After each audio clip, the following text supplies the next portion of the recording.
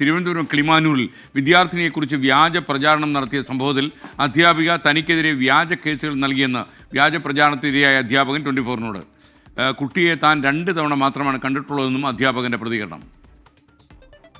ഈ പെൺകുട്ടിയുടെ പേരെടുത്ത് പറഞ്ഞു, നിങ്ങൾ ഇന്ന ആളിനെ പീഡിപ്പിച്ചിട്ടില്ലേ എന്നൊക്കെ ചോദിച്ച് വളരെ മോശമായ രീതിയിലൊരു വീഡിയോ പബ്ലിഷ് ചെയ്യുകയും ആ വീഡിയോ ഈ ടീച്ചർ തന്നെ ഞങ്ങളുടെ ഹയർ സെക്കൻഡറി അധ്യാപകരുടെ വാട്സാപ്പ് ഗ്രൂപ്പിൽ ഷെയർ ചെയ്യുകയും ചെയ്തു. അപ്പോൾ അത്തരത്തിൽ എനിക്കെന്ത് അറിയില്ല, ടീച്ചർ എന്തുകൊണ്ടാണ് ഇത്തരത്തിലൊരു വൈരാഗ്യം കാണിക്കുന്നത് എനിക്കറിയത്തില്ല. ഞാൻ ടീച്ചറുമായിട്ട് ഒരു പ്രശ്നം ഉണ്ടായിരുന്നില്ല. ഒരിക്കൽ പോലും ടീച്ചറിനോട് ഞാൻ മോശമായിട്ട് സംസാരിക്കുകയോ ഈവൻ ഫോണിൽ പോലും ടീച്ചറിനെ ഞാൻ വിളിച്ചിട്ടില്ല. അങ്ങനെ എന്തെങ്കിലും ഒന്ന് തെളിവ് കാണിക്കാനുണ്ടെങ്കിൽ ടീച്ചർ കാണിക്കട്ടെ. ഇന്ന് വരെ ടീച്ചറിനോട് ഇത് മനസ്സിലായതുകൊണ്ടാണ് കിളിമാനൂർ പോലീസ് ഈ കേസിൽ നടപടി എടുക്കാതെ ആ എഫ്ഐആർ എടുത്ത കേസിൽ റെഫർ ചാർജ് എഴുതിയത് എന്നാണ് എനിക്ക് മനസ്സിലാക്കാൻ സാധിച്ചിട്ടുള്ളത്. എറണാകുളം ഷബീദ് റാവുത്തർ തത്സമയ വിവരങ്ങളുമായി ചേരുകയാണ്. ഷബീദ്, യഥാർത്ഥത്തിൽ ഈ അധ്യാപകനോട് ഈ അധ്യാപികയ്ക്ക് ഇത്രയും വിരോധം തോന്നാൻ മറ്റെന്തെങ്കിലും കാരണം നമ്മുടെ അന്വേഷണത്തിൽ വ്യക്തമായോ? Good morning.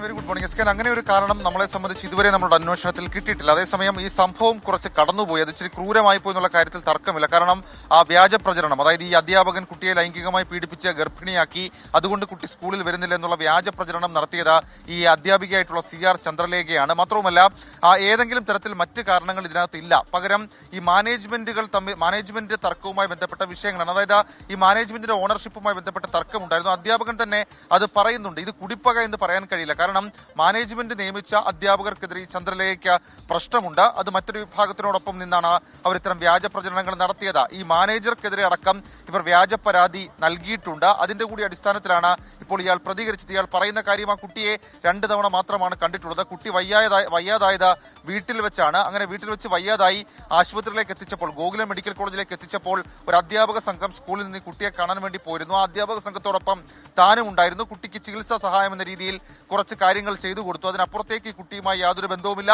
ഈ വീട്ടുകാരുമായി യാതൊരു ബന്ധവുമില്ല. അതേസമയം ചന്ദ്രലേഖയ്ക്ക് കുറച്ച് കാലങ്ങളായിട്ടുള്ള അവരുടെ ഒരു വൈരാഗ്യത്തിന്റെ കാരണത്താലാണ് ഇങ്ങനെയുള്ള കഥകൾ പറഞ്ഞുണ്ടാക്കിയത്. തനിക്ക് വലിയ ബുദ്ധിമുട്ടുണ്ടാക്കി, മാത്രവുമല്ല തനിക്ക് വ്യക്തിപരമായി അടക്കം അത് പ്രശ്നമുണ്ടാക്കി എന്നുള്ള കാര്യം കൂടി ഈ അധ്യാപകൻ പറയുന്നുണ്ട്. ഏതായാലും നിലവിലെ ഈ വിഷയത്തിൽ പോലീസിന്റെ അന്വേഷണം തുടരുകയാണ്. പോക്സോ കേസ് എടുത്ത് പോലീസ് അന്വേഷണം നടത്തി വരുന്നു. വിദ്യാഭ്യാസ വകുപ്പിന്റെ അന്വേഷണവും നടത്തുന്നുണ്ട്. അങ്ങനെ പലതരത്തിലുള്ള അന്വേഷണം ഇതുമായി ബന്ധപ്പെട്ട് ഇപ്പോൾ പുരോഗമിക്കുന്നുണ്ട്. ഏതായാലും വിദ്യാഭ്യാസ വകുപ്പിന്റെ റിപ്പോർട്ട് ഈ സ്കൂൾ നടത്തിപ്പടക്കം നിർണായകമായി മാറും. മാത്രമല്ല പോക്സോ കേസ് എടുത്തിട്ടും ചന്ദ്രലേഖ ഇതുവരെ അറസ്റ്റ് ചെയ്യാത്തതിൽ വലിയ പ്രതിഷേധമുണ്ട്.